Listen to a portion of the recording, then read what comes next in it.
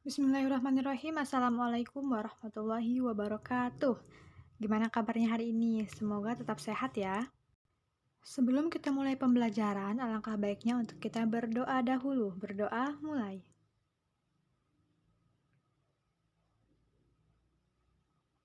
Berdoa selesai.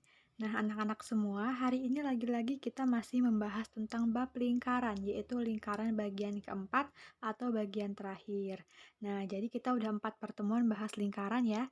Jangan bosan-bosan ya anak-anak, karena tahu nggak sih kalau lingkaran ini sangat erat kaitannya dengan nilai-nilai keislaman. Contohnya, dalam lingkaran di rumus luas, rumus keliling itu kan ada pi ya. Pi-nya itu berapa? 22/7. Nah, kalau kita kaitkan atau kita hubungkan dengan haji, nyambung nih bahwa 22/7. Surat haji, al-haji itu ada di surat ke-22 dan 7-nya itu adalah tawaf atau salah satu rukun haji itu adalah tawaf, yaitu mengelilingi Ka'bah sebanyak 7 kali. Nah, nyambung banget ya dengan nilai Islam ya. Nah, oleh karena itu teman-teman anak-anak semua harus semakin semangat untuk belajar tentang lingkaran dan matematika gitu. Perintahnya masih sama anak-anak. Coba kita lihat ya di bagian akhir. Perhatikan beberapa perintah di bawah ini. Yang pertama, catatlah poin-poin penting dari materi ini di buku catatanmu. Yang kedua, siapkan minimal 1 pertanyaan untuk diajukan saat kelas berlangsung. Jadi seperti yang kemarin-kemarin, jangan lupa setelah ditonton video ini silahkan dicatat atau dirangkum di buku dan siapkan juga pertanyaan bagian mana yang kira-kira masih belum paham, itu silahkan ditanyakan nanti saat kita bertemu. Oke, topik apa sih yang akan kita bahas di pertemuan keempat ini tentang lingkaran? Ada 2 topik yang akan kita bahas. Yang pertama, apa yang dimaksud dengan garis singgung persekutuan dalam 2 lingkaran? Nah, kalau pertemuan kemarin kita sudah membahas tentang apa itu garis singgung dan apa itu garis singgung persekutuan luar. Pada pertemuan akhir ini kita akan membahas tentang garis singgung persekutuan dalam. Yang kedua, bagaimana cara menentukan dan menghitung panjang garis singgung persekutuan dalam 2 lingkaran? Nah, ini adalah yang akan kita bahas. Oke, next. Yang pertama, pengertian garis singgung persekutuan dalam 2 lingkaran. Misal, kita memiliki 2 lingkaran dengan pusat P dan Q. Ini ya, misal kita punya 2 lingkaran dengan pusatnya P dan Q. Jari-jari P dan Q berturut-turut adalah R1 dan R2. Berarti di sini ya, kita gambarkan. Misalnya di sini jari-jari P adalah R1. Berarti gini ya. Aduh, maaf. Nah, misalnya ini adalah R1. Oke. Sekarang yang kedua. Oke, ini disebut sebagai R2. Oke. Nah, udah agak sedikit rapih ya. Berarti ini contohnya yang garis PF ini adalah R1 dan yang Q ini adalah jari-jari yang kedua ini disebut dengan R2. Garis singgung persekutuan dalam lingkaran P dan Q adalah ruas garis terpendek yang menyinggung kedua lingkaran tersebut dan melalui daerah di antara kedua lingkaran. Nah, dalam hal ini garis singgung persekutuan dalamnya adalah garis FI. Di sini tertulis juga, ruas garis FI adalah satu dari 2 garis singgung persekutuan dalam lingkaran P dan Q. Titik F, ini yang F ini, adalah titik singgung pada lingkaran I. Sedangkan titik I adalah titik singgung lingkaran Q. Maaf, ini bukan I ya, tapi titik singgung pada lingkaran P. Kita ganti ya, supaya tidak bingung. Nah, ini itu maksudnya P.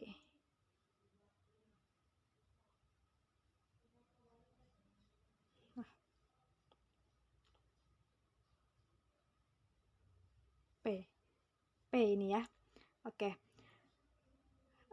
Sekarang kita masuk ke selanjutnya, yaitu tentang menentukan garis singgung persekutuan dalam 2 lingkaran.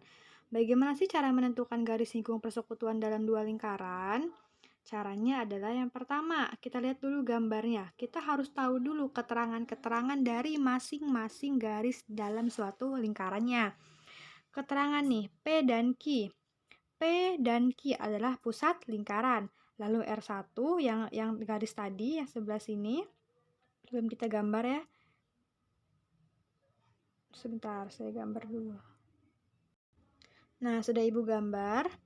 Misalnya R1 ini adalah jari-jari lingkaran 1 dan R2 adalah jari-jari lingkaran 2. Lalu garis FI itu adalah garis singgung persekutuan dalam lingkaran dan garis PQ adalah jarak titik pusat kedua lingkaran. Nah, ini harus dipahami ya, yang mana yang R1, yang mana yang R2, yang mana yang garis singgung, yang mana yang jarak titik pusat, itu harus dipahami. Selanjutnya, rumus menghitung garis singgung persekutuan dalam dua lingkaran. Kita masuk ke rumus ya. Rumusnya sebenarnya sama anak-anak seperti garis singgung persekutuan luar, yang membedakan hanya di tanda dalam kurungnya saja. Kalau di persekutuan luar itu dia dikurang, kalau persekutuan dalam itu ditambah. Coba lihat catatan yang sebelumnya. Hanya bedanya di sini saja. Kalau garis singgung persekutuan dalam, kalau di soal ini kan FI ya, FI atau ZQ atau QZ ini merupakan garis singgung persekutuan dalamnya. Sama dengan PQ kuadrat. PQ itu apa? PQ atau P adalah jarak titik pusat kedua lingkaran. Lalu R1 plus R2. R1 adalah jari-jari lingkaran pertama dan R2 adalah jari-jari lingkaran kedua atau lingkaran kecilnya. Jadi rumusnya sama ya, hanya membedakan di tanda plus dan minusnya saja. Supaya lebih paham, kita masuk ke contoh soal. Panjang garis singgung persekutuan dalam dua lingkaran adalah 24 cm dan jarak kedua pusatnya adalah 26 cm. Jika panjang salah satu jari-jari lingkaran 6 cm, hitunglah panjang jari-jari lingkaran yang lain. Nah, ini soalnya agak berbeda ya. Kalau biasanya kita diminta untuk mencari panjang garis singgung persekutuan dalam, tapi sekarang kita persekutuan dalamnya sudah diketahui. Kita hanya tinggal mencari berapakah jari-jari lingkarannya. Seperti biasa, kita harus menuliskan diketahui, ditanya, dan jawab. Untuk menentukannya, kita baca lagi soalnya. Panjang garis singgung persekutuan dalam dua lingkaran adalah 24 cm. Panjang garis singgung disimbolkan sebagai D. Berarti D sama dengan 24 cm. Dan jarak kedua pusatnya adalah 26 cm. Jarak kedua pusat berarti P. P sama dengan 26 cm. Jika panjang salah satu jari-jari lingkaran 6 cm, berarti R1 ya sama dengan 6 cm. Hitunglah panjang jari-jari lingkaran yang lain. Ditanya berarti R selanjutnya. Oke, atau R2. Sekarang kita jawab.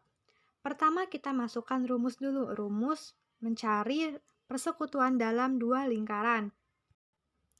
Rumusnya, D sama dengan akar P kuadrat dikurang R1 plus R2 kuadrat. Kita masukkan, D-nya kan tadi udah diketahui ya. D-nya berapa?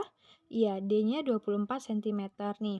24 cm, 24 kuadrat sama dengan, nah ini kan kenapa hilang akarnya Bu? Kita bisa hilangkan akar dengan cara yang ruas sebelah kiri ditambahkan pangkat gitu. Jadi sebelah kiri dikuadratkan dan yang kanan bisa hilang akarnya gitu. 24 kuadrat sama dengan P-nya berapa? P-nya 26 kuadrat dikurang R1. R1 berapa? R1-nya 6, berarti 6 plus R2. Kenapa Bu R2? Karena R2 yang ditanya atau yang belum diketahui. Jadi kita tulis aja R2 kuadrat. Nah, 24 kuadrat itu 576 ya. Sama dengan 26 kuadrat itu 676. Dikurang 6 plus R2 kuadrat. Sekarang kita pindah ruaskan. Kita pindah ruas berarti min 6 plus R2 kuadrat pindah ruas ke sebelah kiri jadinya plus ya. Jadinya plus 6 plus R2 kuadrat gitu.